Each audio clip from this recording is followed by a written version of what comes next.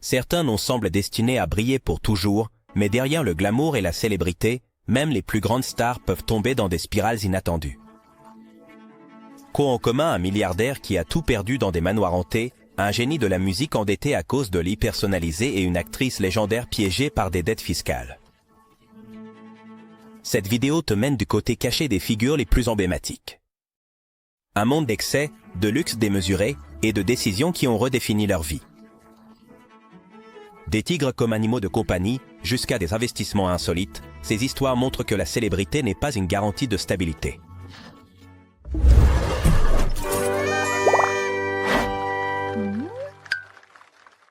Pamela Anderson.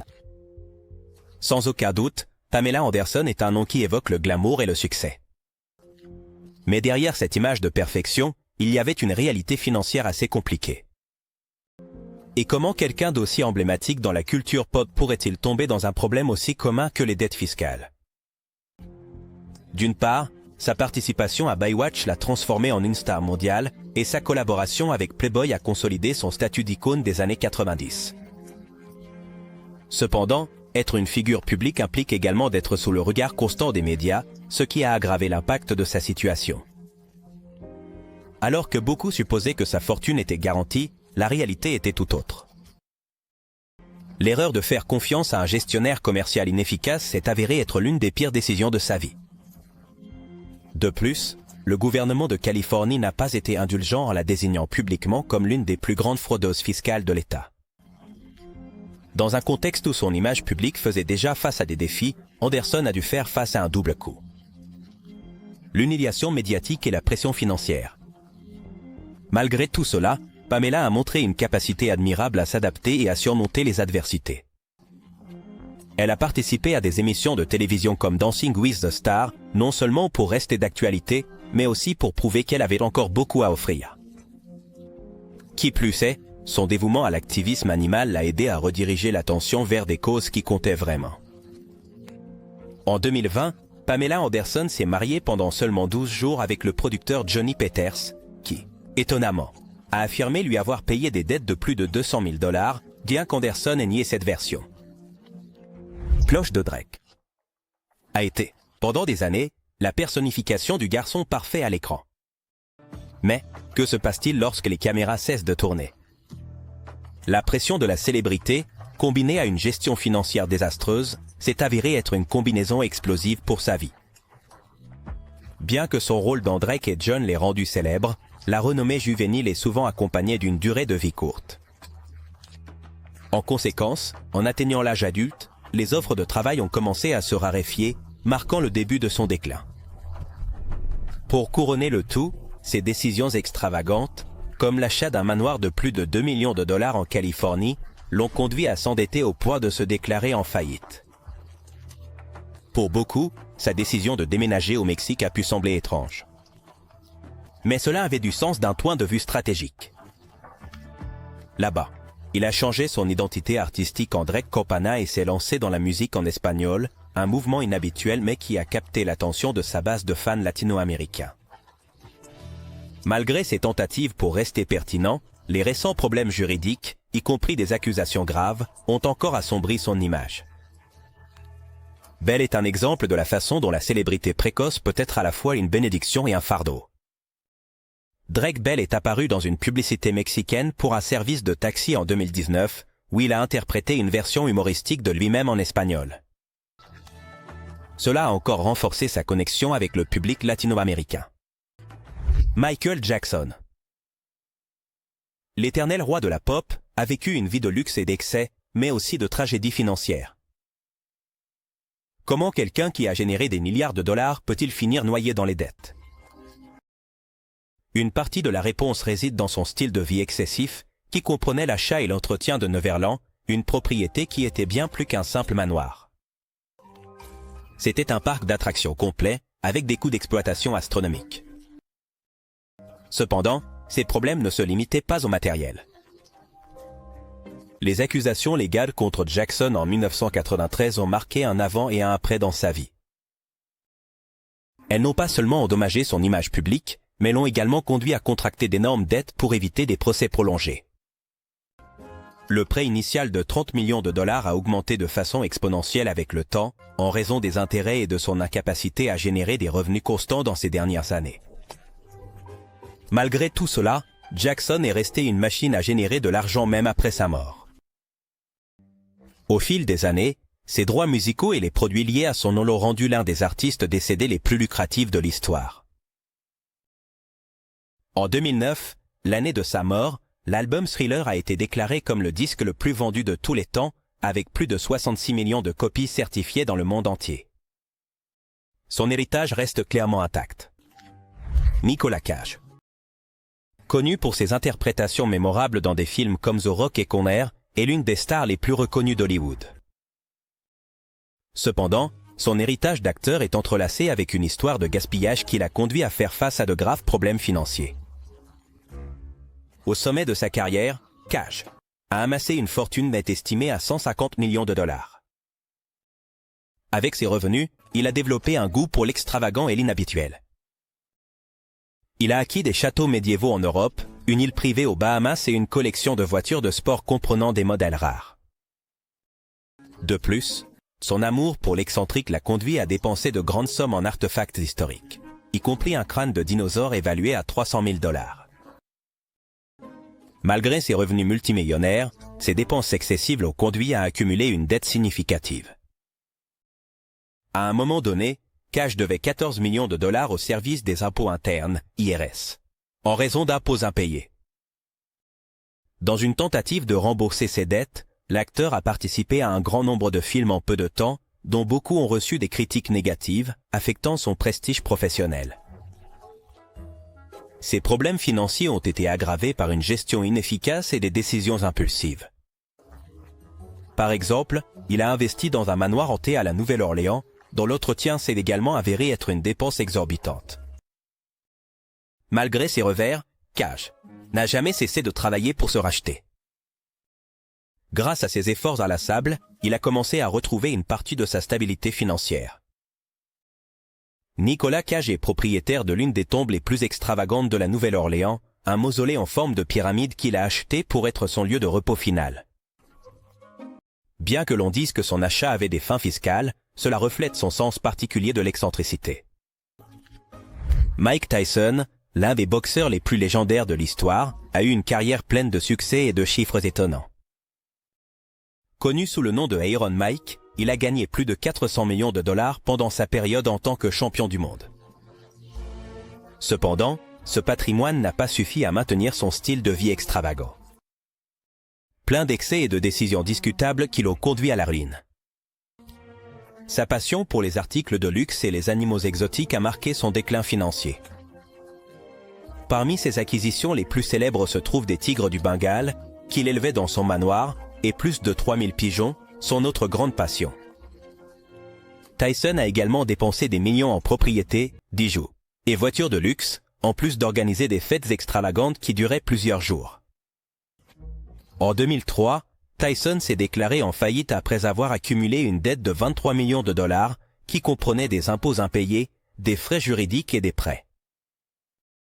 Pour rembourser ses dettes, il a dû vendre plusieurs de ses propriétés et actifs, y compris son célèbre manoir dans l'Ohio, qui a ensuite été acheté par un entrepreneur. Malgré sa chute financière, Tyson a réussi à se réinventer dans les années suivantes, devenant un entrepreneur et une figure médiatique. Actuellement, il dirige une entreprise de produits dérivés du cannabis, un marché, dans lequel il a trouvé un nouveau succès. Cependant, ses problèmes financiers durant ces années de gloire rappellent comment même une fortune colossale peut s'effondrer rapidement. Mike Tyson a avoué qu'il dépensait environ 240 000 dollars par an pour l'entretien de ses tigres, y compris la nourriture, les entraîneurs et les vétérinaires. Ces animaux ont même fini par faire partie de son identité. Ils apparaissent même dans le film Very Bad Trip. Stephen Baldwin. Le plus jeune des célèbres frères Baldwin a connu une carrière prometteuse à Hollywood durant les années 90. Bien qu'il ait participé à des films et projets à succès, ses problèmes financiers ont commencé à devenir notoires en 2009, lorsqu'il s'est déclaré en faillite. À ce moment-là, Baldwin accumulait une dette de 2 millions de dollars, incluant 70 000 dollars en factures de cartes de crédit. et une somme considérable en impôts à payer. Au fil des années, ses problèmes économiques se sont aggravés. En 2012, il a fait face à des accusations d'évasion fiscale, devant plus de 350 000 $ à l'État de New York. Baldwin a réussi à éviter la prison grâce à un accord avec les autorités, mais sa réputation en a souffert.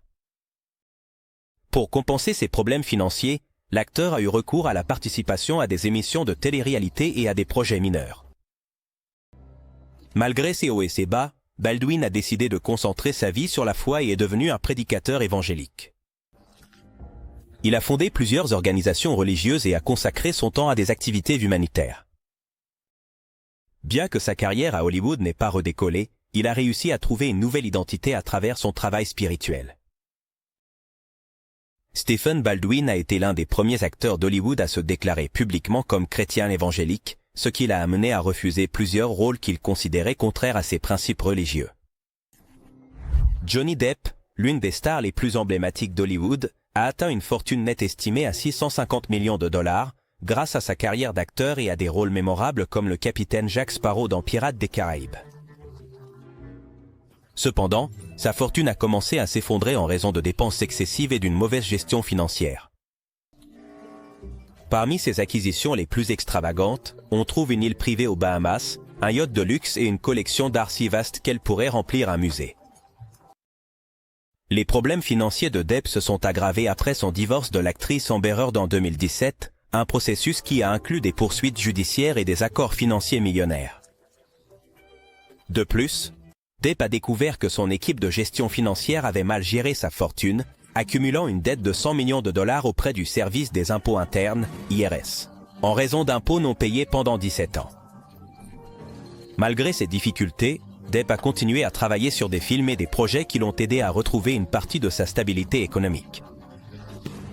Son charisme et son talent l'ont maintenu sous les feux de la rampe, lui permettant de surmonter la crise financière qui a failli le ruiner. Johnny Depp a dépensé 3 millions de $ pour un service privé afin de lancer les cendres de son ami Hunter S. Thompson dans l'espace.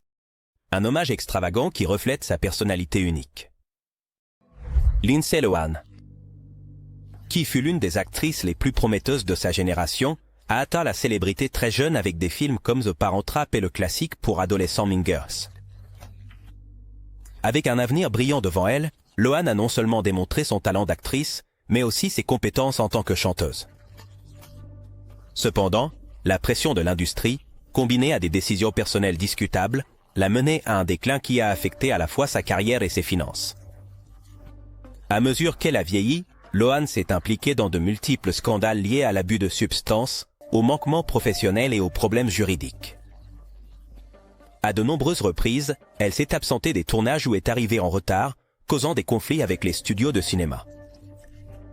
Sa réputation a tellement souffert que les rôles ont commencé à se faire rares. De plus, elle a été accusée de vol dans plusieurs magasins de luxe, un comportement qui a surpris l'industrie et le public. Les problèmes financiers ne tardèrent pas à apparaître. Lindsay a fait face à des dettes importantes et a été expulsée de propriétés en raison de paiements manquants.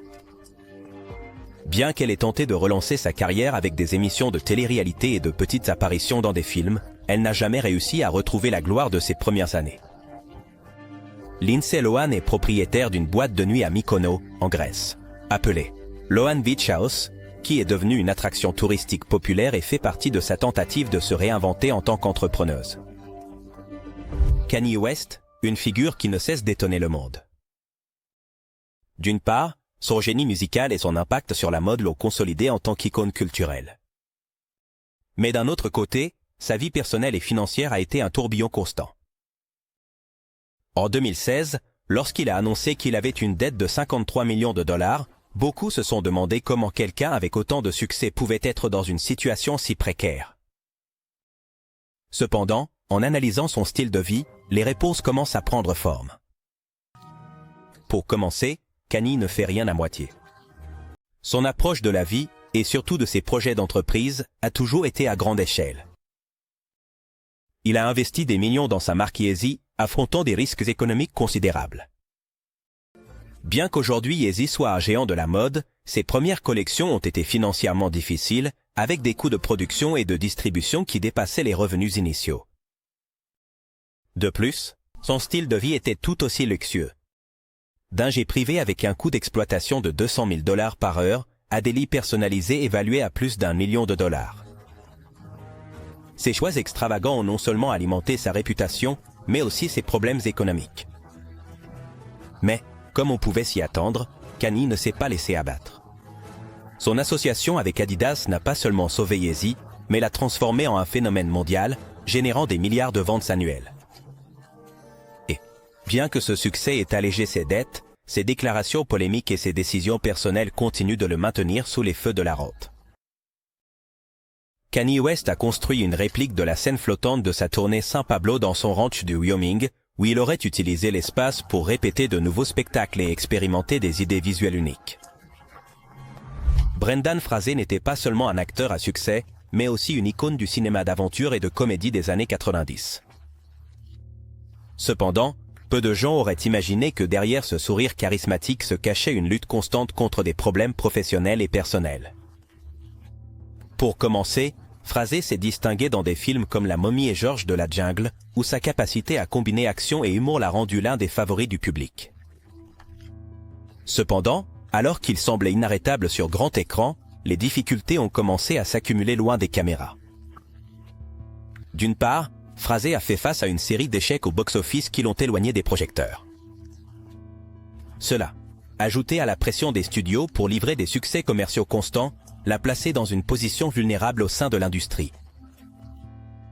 De plus, les exigences physiques de ses rôles l'ont conduit à subir de multiples chirurgies, allant de remplacement de genoux à des interventions sur la colonne vertébrale.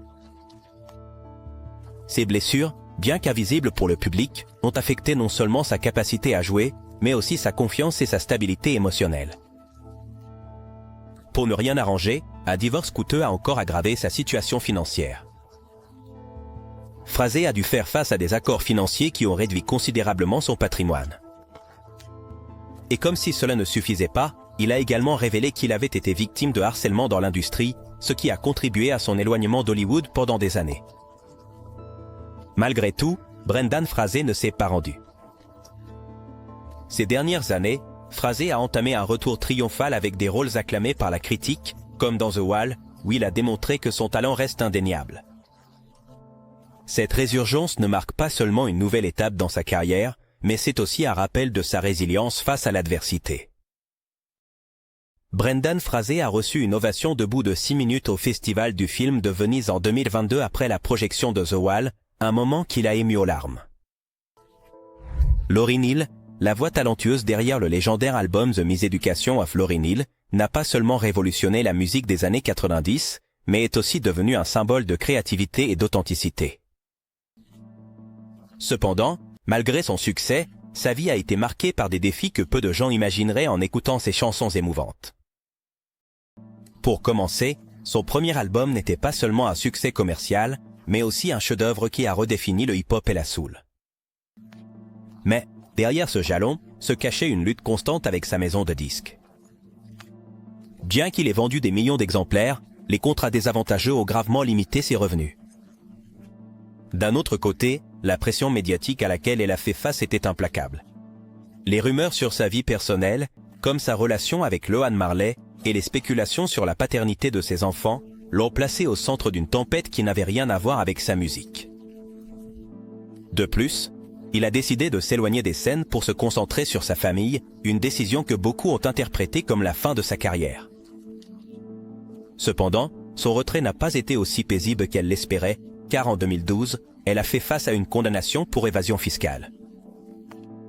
Cela l'a non seulement conduite en prison pendant 3 mois, mais a également affecté sa réputation. Bien qu'elle ait tenté de revenir sur scène, elle n'a jamais réussi à égaler l'impact de son premier album. Mais Lauryn Hill reste une figure qui inspire beaucoup de gens, démontrant que même les étoiles les plus brillantes affrontent de sombres difficultés. En 2022, Lauryn Hill est devenue la première femme rappeuse à avoir un album certifié diamant aux États-Unis plus de 20 ans après sa sortie. Bécassine de l'Ouest. Connu pour incarner l'emblématique Blade, il est passé du statut de star d'Hollywood à des problèmes juridiques et financiers qui l'ont éloigné du succès pendant plusieurs années. Bien que sa carrière ait commencé avec des films acclamés comme New Jack City et Les Blancs ne savent pas sauter, son véritable sauveur la célébrité est venu avec la trilogie de Blade. Cependant, derrière son image de chasseur de vampires, la réalité était bien plus compliquée. En l'an 2000, Snipes a été accusé d'évasion fiscale, ce qui a marqué le début d'une longue bataille juridique. Bien qu'il ait initialement tenté de se défendre en arguant que ses revenus étaient protégés par des lois inexistantes, la stratégie a échoué et en 2008, il a été condamné à 3 ans de prison. Mais ce n'était pas tout. Alors qu'il faisait face à ce problème, il a également été victime d'un système de Ponzi qu'il a laissé sans une grande partie de sa fortune. Cette combinaison de problèmes juridiques et financiers l'a éloigné d'Hollywood, car les studios ont commencé à le considérer comme une figure controversée. Malgré ces défis, Snipes a réussi à récupérer une partie de sa carrière avec des rôles dans des productions comme Dolomite My Name, aux côtés d'Eddie Murphy, ce qui a marqué son retour sous les projecteurs. De plus, son dévouement aux arts martiaux et sa discipline personnelle ont été essentiels pour sa résilience dans l'industrie. Wesley Snipes a initialement auditionné pour interpréter Black Panther dans les années 90, bien avant que Marvel Studios ne porte l'iconique héros sur grand écran. Toni Braxton était, sans aucun doute, l'une des artistes les plus influentes des années 90. Sa voix inimitable et sa capacité à transmettre des émotions l'ont propulsé vers la célébrité avec des succès inoubliables comme Unbreak My Heart et Breathe Again. Cependant, bien que sa musique passait sur toutes les radios et que son visage ornait les couvertures de magazines, le monde derrière les coulisses était très différent. Son contrat avec sa maison de disques, qui semblait initialement être un tremplin vers le succès, s'est finalement transformé en un piège qui a gravement limité ses revenus. Imaginez cela. Pour chaque album vendu, Braxton ne recevait que 33 centimes, tandis que les maisons de disques accumulaient des fortunes millionnaires. Bien sûr, les problèmes ne sont pas arrivés seuls. Alors qu'elle faisait face aux restrictions de son contrat, elle a également affronté de sérieux problèmes de santé. Le diagnostic de lupus n'a pas seulement affecté sa capacité à travailler, mais a aussi fait exploser ses dépenses médicales, créant un cercle vicieux dont il était presque impossible de s'échapper. De plus, Braxton a tenté de reprendre le contrôle en finançant un spectacle à Las Vegas. Bien que l'idée semblait prometteuse, elle a dû l'annuler en raison de ses complications de santé, laissant derrière elle une traînée de dettes encore plus importante. Malgré tout cela, Toni Braxton n'a pas cessé de se battre. Sa capacité à affronter l'adversité et son activisme pour sensibiliser au lupus l'ont transformé en un exemple de résilience. Bien que les années 90 aient été son âge d'or, son héritage reste vivant grâce à son influence sur les artistes actuels et son impact sur l'industrie. En 1998, Braxton a dû mettre aux enchères ses prix Grammy pour régler une partie de ses dettes. Plus tard, elle a expliqué que c'était l'une des décisions les plus douloureuses de sa carrière. Dennis Rodman. Il n'était pas seulement un spectacle sur le terrain, mais aussi en dehors. Son style de vie extravagant et son attitude provocante l'ont rendu impossible à ignorer. De ses fêtes interminables à son habitude de dépenser des sommes colossales en voitures de sport et propriétés de luxe, Rodman vivait comme si l'argent ne devait jamais manquer. Qui aurait pu imaginer qu'un joueur qui gagnait des millions par an ferait face à la faillite? Cependant, les excès ne se limitaient pas au matériel. Rodman a construit une discothèque personnelle dans le sous-sol de sa maison, un lieu qui est devenu l'épicentre de ses fêtes légendaires. En même temps, son comportement imprévisible lors des matchs lui a coûté des centaines de milliers de dollars en amende. Mais tout n'était pas gaspillage. Rodman a toujours su comment rester à la une, que ce soit par ses apparitions publiques excentriques ou par son amitié inattendue avec des figures politiques comme Kim Jong-un. De plus, alors que beaucoup le voyaient comme une figure scandaleuse, Rodman a trouvé des moyens de rester pertinent à travers des émissions de télé-réalité et des interviews exclusives. Sa capacité à se réinventer constamment, malgré ses hauts et ses bas financiers, témoigne de son charisme inépuisable. Dennis Rodman est l'un des rares joueurs dans l'histoire de la NBA à n'avoir jamais pratiqué le basketball dans sa jeunesse. Il a commencé à jouer à l'université, ce qui rend sa carrière encore plus impressionnante. Monsieur C. Hammer, dont le vrai nom est Stanley Kurt Bell, a été l'un des artistes les plus influents de la musique rap, dans les années 90. Avec son succès You Can't Touch This, Hammer a non seulement révolutionné le genre, mais est également devenu une icône culturelle reconnue dans le monde entier. Son style de danse caractéristique, ses pantalons amples et sa chanson accrocheuse l'ont catapulté au sommet du succès.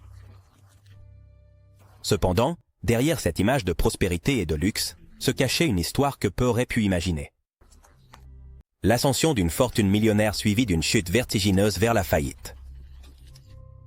Au sommet de sa carrière, Hammer a amassé une fortune estimée à plus de 30 millions de dollars, une somme impressionnante pour tout artiste à cette époque. Cependant, son style de vie reflétait l'opulence qu'il prêchait dans ses chansons. Hammer ne dépensait pas seulement en manoirs et voitures de luxe, mais il a également engagé une équipe de plus de 200 personnes, y compris des amis, des membres de la famille et des gardes du corps, qui représentaient un coût mensuel gigantesque.